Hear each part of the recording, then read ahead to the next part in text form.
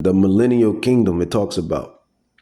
Part 4, this major prophecy or mega prophecy that's going to eradicate this current economy. The major prophecy and mega prophecy that's going to come and eradicate this economy, this current economy.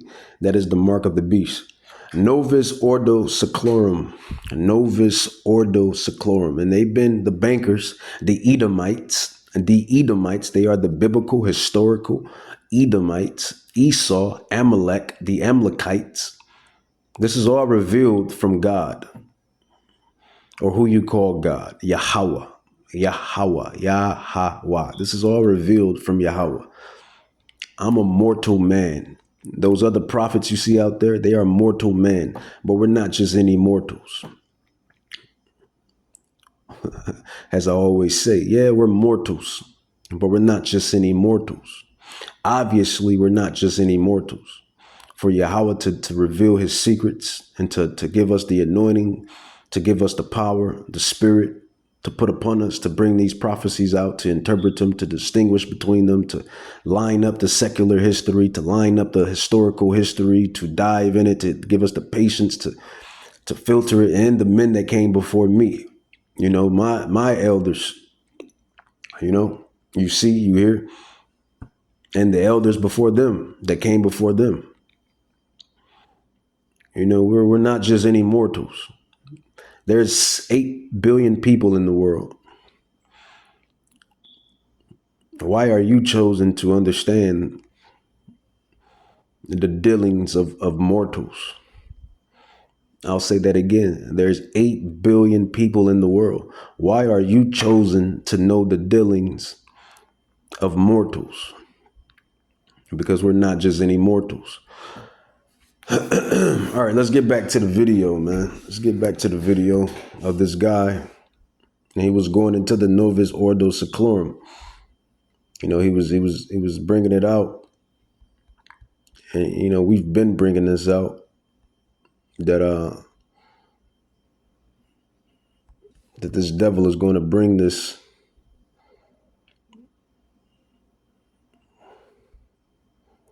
This devil is going to bring this this devil is going to bring this Novous Ordo Seclorum. I wanted to finish bringing it out, letting the video play rather, but I can't even find the video. No, is this the video? Slack commercial. Those of us careless enough to disrespect our ancestors. That's not even the one. That's not even. I can't even find the video. Matter of fact, Salakia. Salakia. That's what Salak means. It means excuse me. Of the full word of Salakia. Excuse me. I just had the okay, that's where it was at.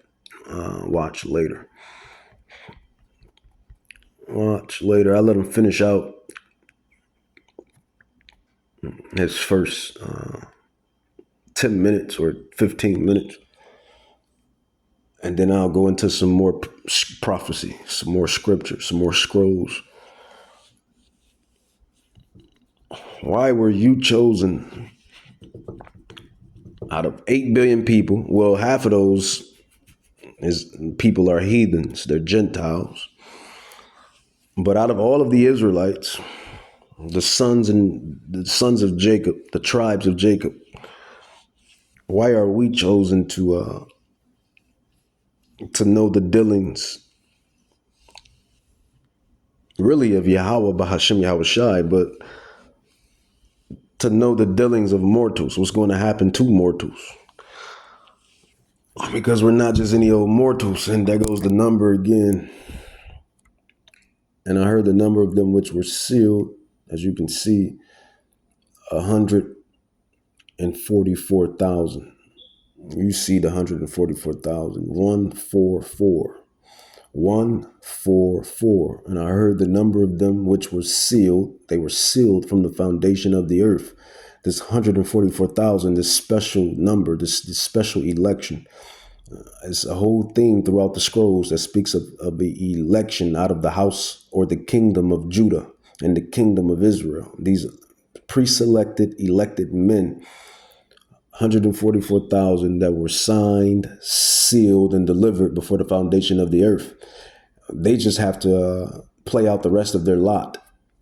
Yahweh willing, we be part of that number. Yahweh willing, we be of this number. We be those men.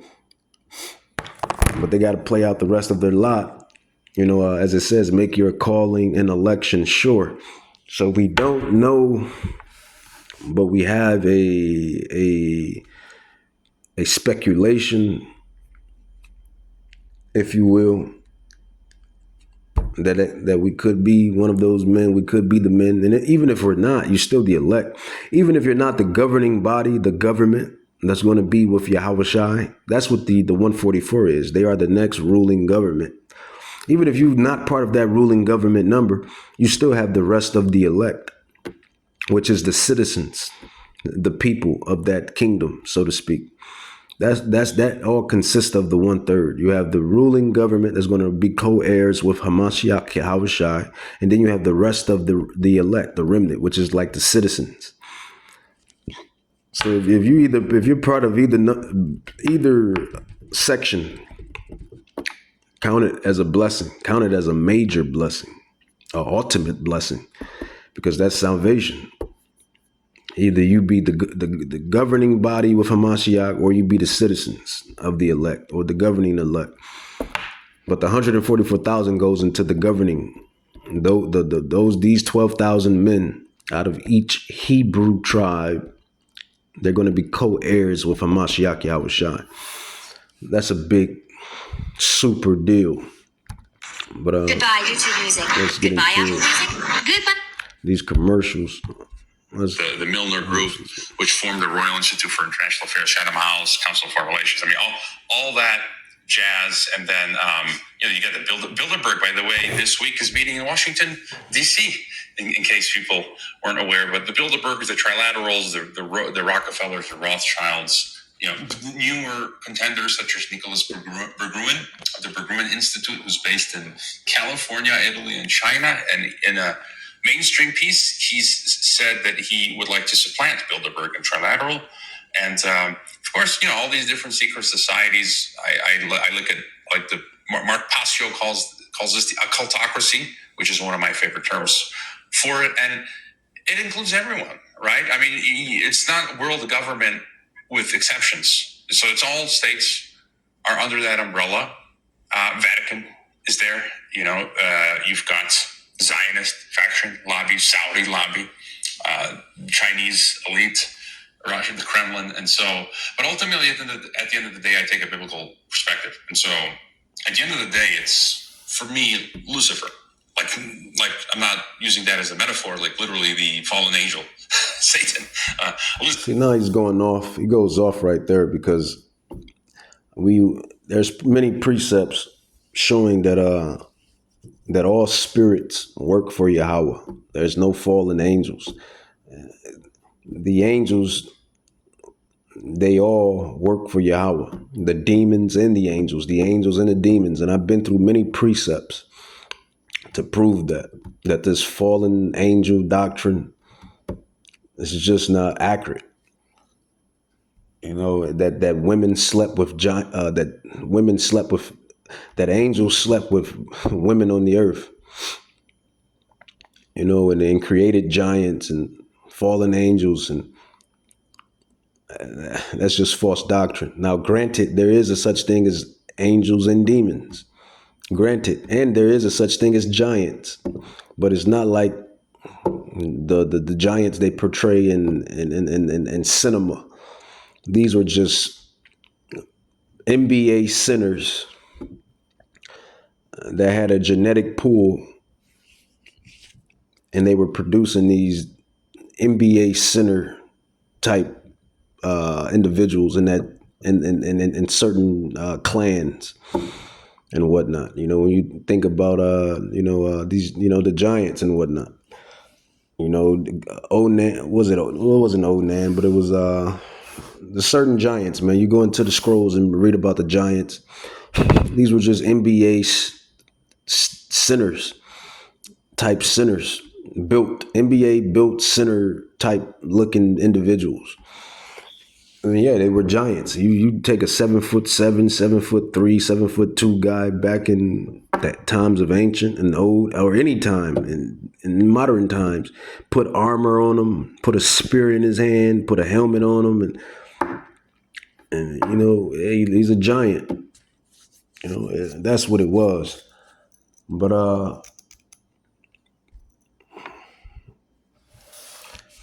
I digress, I gather.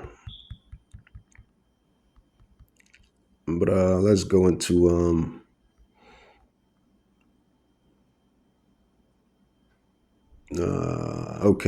yeah, let's go into Jeremiah. No, let's go into Jeremiah. Prophet Daniel. Now end it. Salak with this, man. I'll end this lesson. Been kind of long-winded. But this is a prophecy that's important. I mean, all of the prophecies are important, but this prophecy here is going to shake the world. Everybody is going to be tried. Everybody that's living is going to be tried when Yahweh allows this prophecy to take place. Because after I read the rest of these prophecies, I'm going to read the other scrolls that shows you who's bringing this stuff on. And it's not Hasatan and demons. They're just carrying it out. But the one that's bringing all of this mayhem, that's taking peace from the earth, that's shaking things up, is Yahweh, who you call God. Yahweh is the one doing this. Judgment, correction, and prophecy. And that is why he does the things that he does for judgment, correction, and prophecy, and to push forth the next chapter, if you will. But you see, a true prophet, a true servant of Yahweh Bahashem Yahushai would know this. A true prophet, a true scholar would know this as well, because you're keen, or you're efficient rather, in your scholarship. Cambridge University Press, or Cambridge University, or Yale, or Cambridge, Yale, Harvard, Spelman, all of these damn universities that don't mean a damn thing, man. At the end of the day, if you're not the elect. Daniel 12:1, it says, and at that time, Prophet Daniel chapter 12, verse 1, it says, and at that time shall Michael, the archangel, stand up, the great prince, which stands for the children of thy people. Who is God's people, or who you ignorantly call God? It is the Israelites, the Jacobites. It says, the great prince which stand for the children of your people, thy people, possessive, thy people, not everybody. It says, and there should be a time of trouble such as never was since there was a nation, even to the same time. So the time that's coming has never ever been done. Well, they say no new thing under the sun. Well, Daniel 12:1 is proving that quote a liar. You heard that first. They say there's no new thing under the sun, but Daniel 12:1 has proved that statement a liar. It says, and at that time shall Michael the archangel stand up, the great prince, which shall stand for the children of thy people, and there shall be a time of trouble such as never was since there was a nation, even to that same time. They say there's no new things under the sun, but Daniel 12:1 proves that quote false. I'll read that one more time. Daniel 12:1, it says, and at that time shall Michael, the archangel, stand up, the great prince, which stands for the children of thy people, the Israelites, the Jacobites, the 12 tribes. It says, and there should be a time of trouble, such as never was since there was a nation, even to that same time. And at that time, thy people shall be delivered, the elect, everyone that shall be found written in the book of life. And that's allegorical, metaphorical, figurative. There's no literal book of life in the heavens that's sitting on the dash or on the table. I mean, it could be Yahweh can do what he want to do, but I think that's more allegorical, figurative, metaphorical. It's just people that's not going to be granted. I mean, it's people that have been granted salvation. It says granted salvation. Salvation. It says meaning, simple explanation. It says this verse speaks about future time of great distress, often called the end times. It highlights Michael, the archangel, rising to protect the elect, God's people. A period, era, saga, arc of unpresented trouble. A promise of deliverance, salvation for those written in the book, often understood as the book of life. Like I said, Yahweh could very well have a literal book of life. I mean, he's Yahweh. Is there anything impossible? Is there anything impossible to Yahweh? No, he could do what he wants. But I think that's more salach. I think that's more metaphorical than literal. It says divine protection in crisis, spiritual warfare, judgment and deliverance, hope for the faithful. Jeremiah 37, it says, alas, for that day is great, so that none is like it. It is even the time of Jacob's trouble, but he shall be saved out of it. And that's the time that's coming. It all goes in with Daniel 12:1. That is the mark of the beast. This time, this arc, this period, great tribulation. That's basically what this period is. It says, this verse speaks of intense period of suffering and distress, often understood as a future time of judgment. Jacob represents the people of Israel. Even artificial intelligence understands this. Jacob represents the people of Israel. It's not talking about all of the nations. It's not talking about all of the nations. Jacob represents the people of Israel. We already went through the secular history, the historical history, proven who Jacob and the Israelites are. It says the time of Jacob's trouble refers to extreme hardship and crisis. Despite the suffering that's going to go down in this time period, there is a clear promise of deliverance. Key themes to take here: unmatched tribulation, great tribulation, judgment with purpose. And this is only going to be for the ones that follow Yahweh, like me and the apostles and the prophets and the servants and the rest of the saints in the church. Yeah, we're going to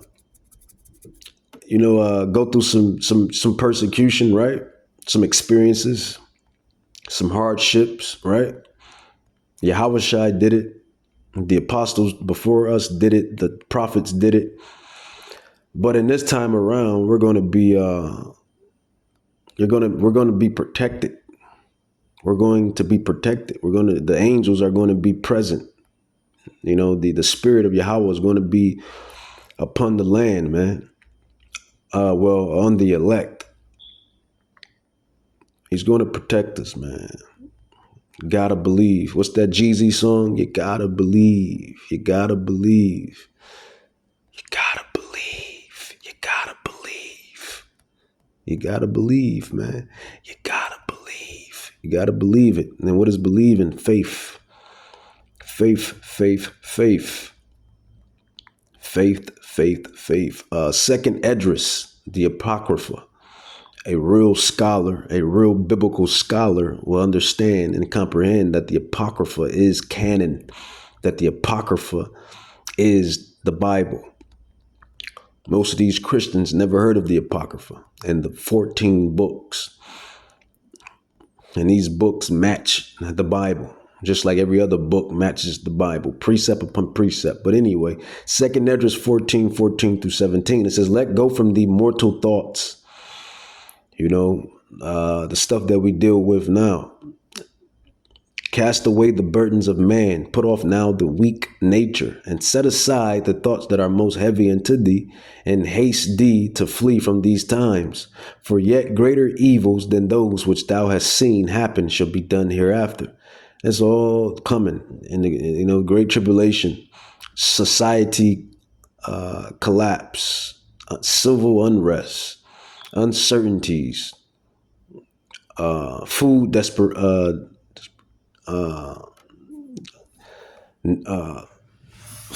food insecurities.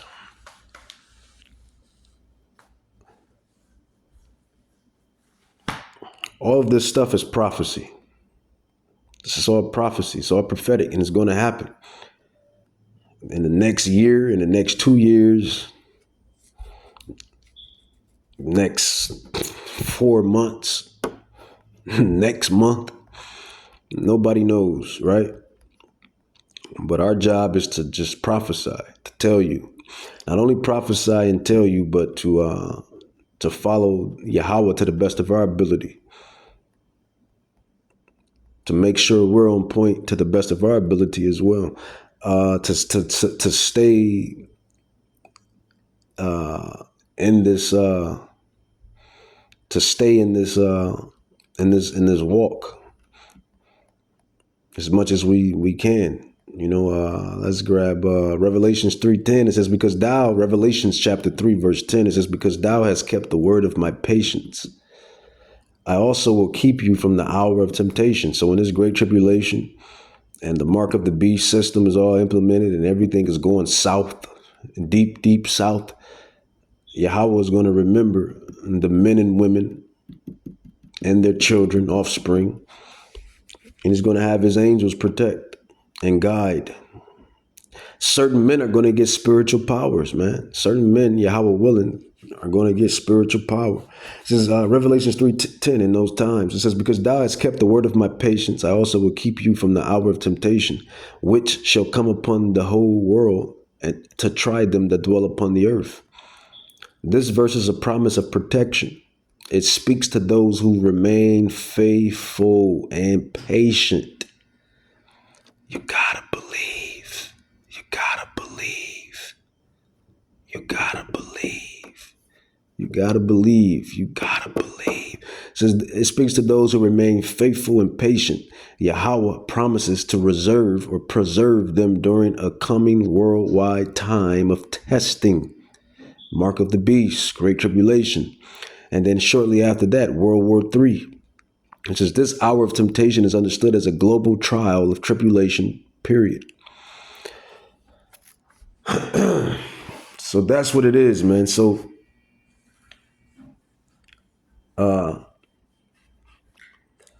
the prophecy or mega prophecy that's coming, that's going to eradicate this current economy.